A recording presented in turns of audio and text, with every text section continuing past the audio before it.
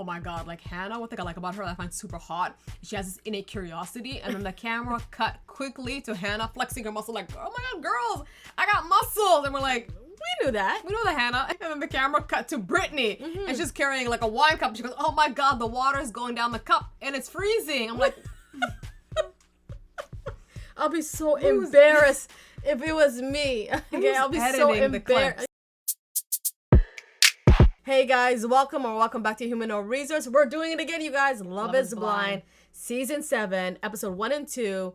No more situationships? from Washington, D.C. Ooh, okay. So now I love the beginning part of this whole episode. Okay, we see the men's in the men quarters singing Ain't No Mountain High Enough. Yeah. Ain't no mountain It's high. a nice song. It's a nice song. But it was so staged, especially if we want to watch from episode 1 to 7. Whoa. We don't got like exclusivity, Yeah, guys. they don't give it to us. They don't give that stuff. So we want to watch from episode 1 to 2. Mm-hmm. And Garrett, you don't seem the type of person who would be sociable like that. So we all know it's staged. We're already starting. So Good job, Chelsea. Did Kwame put you onto that one, okay?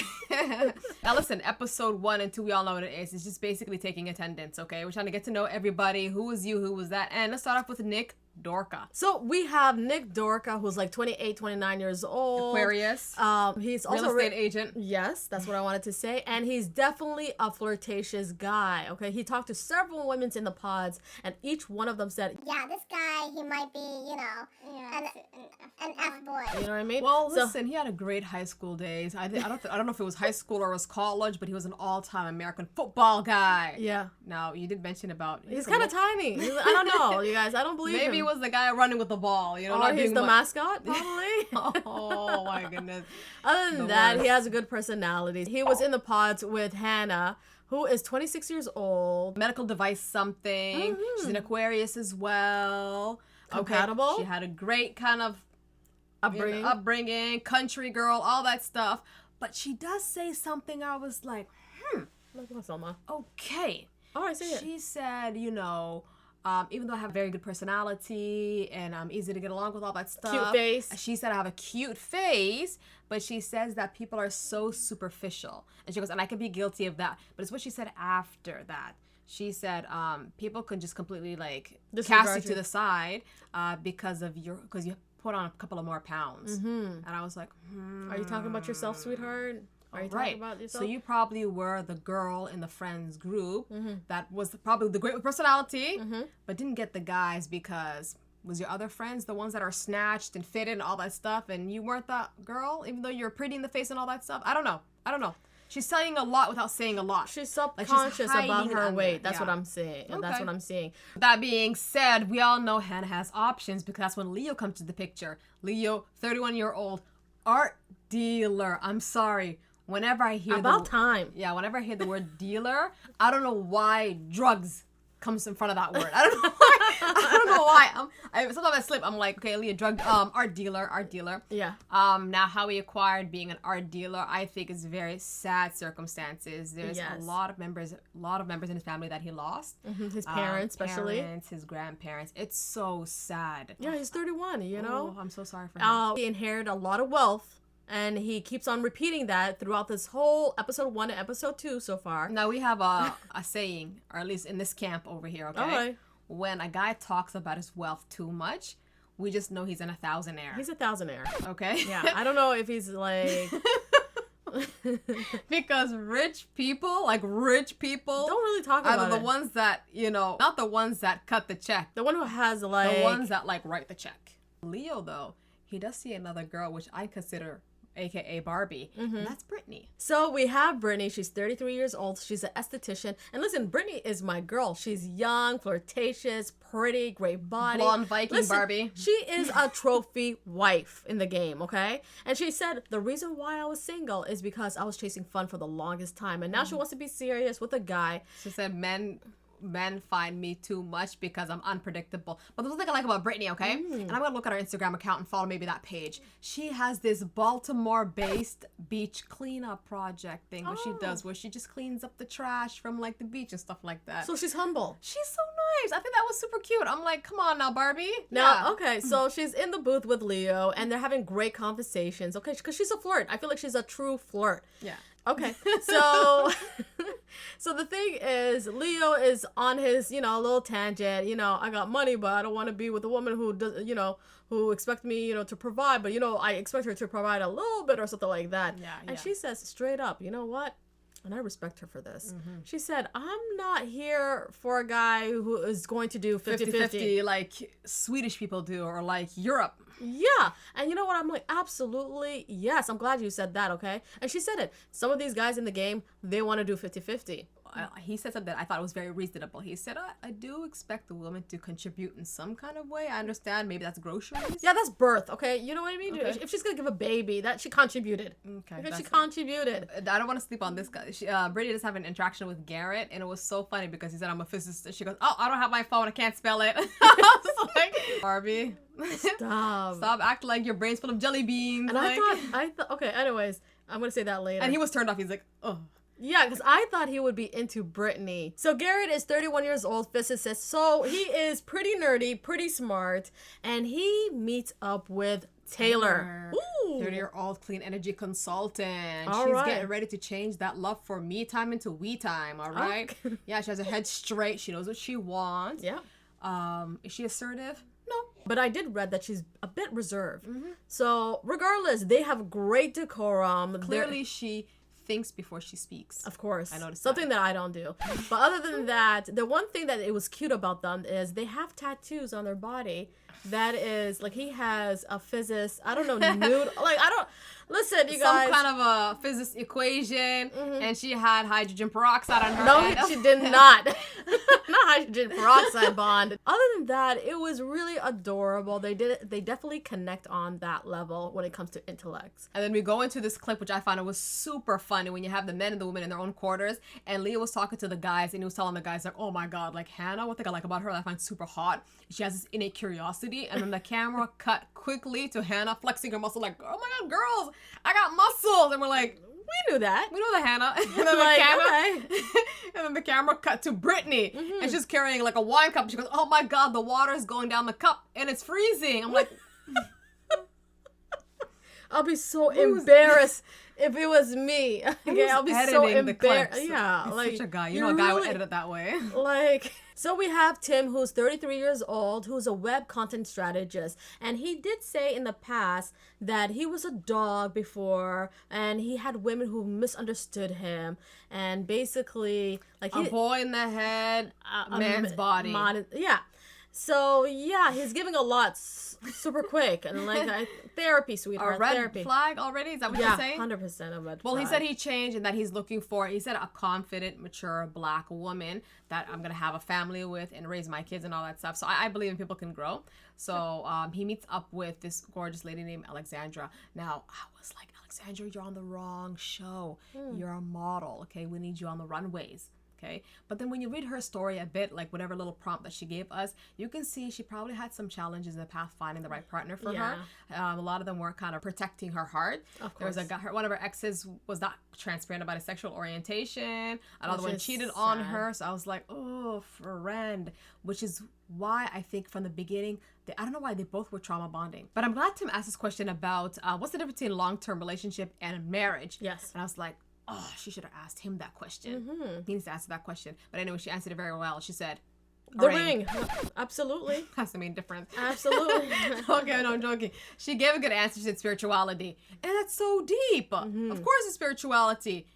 And legality as well. Anyways, but she brought a very, I'd say, valid argument. She used it her family and MS, okay? Her mom and her dad have MS. Yes. Very sad to hear. And the difference is when her dad and her mom were together, they didn't get married. And when she was diagnosed with MS, he left her. Okay. Somewhere within that timeline, he left her. And then he had MS as well. And he remarried another woman and she took care of him. Yeah. So I can clearly see she's noting that there's a huge difference between when you have a long-term relationship, there's not any commitment as much as you would have or found in a marriage, okay? You're bound by something much more greater. And that's what she was trying to share with him. I thought it was valid. I'm like, that's a good answer right there. However, he does share that he has his own family issues as well. He lost 2 siblings, which is so sad. Yeah, Oh 2 my sisters goodness. older than him and all that. One of them had lupus. Yeah, it's listen, in the end of the day, I feel like they were definitely trauma bonding at this moment. Yeah. And which is kind of hard because yes, you do learn a lot about that person's past and everything, but do you really learn about that person's personality too? Yeah, and what the future is going to look like. Yeah. So we go back to Taylor and Garrett, and at this point, I feel like they're picking each other. I'm just going to say it right now. I know it's too early, but I think they like each other. And then they start bringing about parents. Talk to me about your parents. And she was just like, oh, no, I'm can't not go gonna there. do that. Yeah, no. No, can't bring that up because then you will know who my mom is. Listen, she made her ethnicity like it was a crime, guys. The whole time it was I like, unnecessary, I feel like, you know? just say your mama's name. He might figure out what your ethnicity is. So what? Yeah.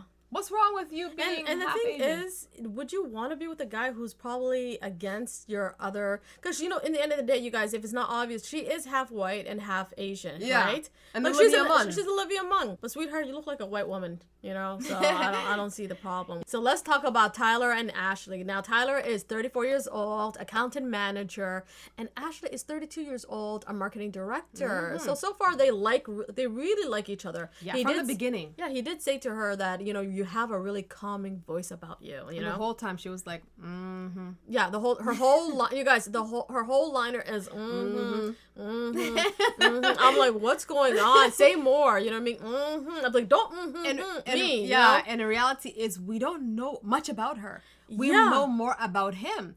And he comes from an interracial family. His mama is Serbian and his dad, I believe, is African American. Yeah. Who brought up Senegal? Somebody brought up Senegal. I think it was Tim, probably. Yeah. Oh yeah, Nation of Islam. Oh, that came up there. Yeah. Okay. Yeah. Anyways, I'm losing that. But what I want to say is that such a sad upbringing he had because single mom. Her family shunned her out because she got with a Disowned black her. man. And I think even his mom, she went through another challenge too because her mom got cancer. And he said, I witnessed my mom grieving and I didn't know what to do or to help her out. Yeah. But on the bright side, he is so ready to have his own life, have his own family. He can't wait to be that type of guy. I really like the relationship a lot. So far, they're really connecting very well. Yeah. So we go back to Leo and Hannah, and I'm going to say this, you guys, with kindness. They just have a surface level relationship. There's no depth, for love of Speaking God. about depth, he tried to do something when he was like, yo, I had a dream about you. And she goes, oh, did you? And it's like, yeah.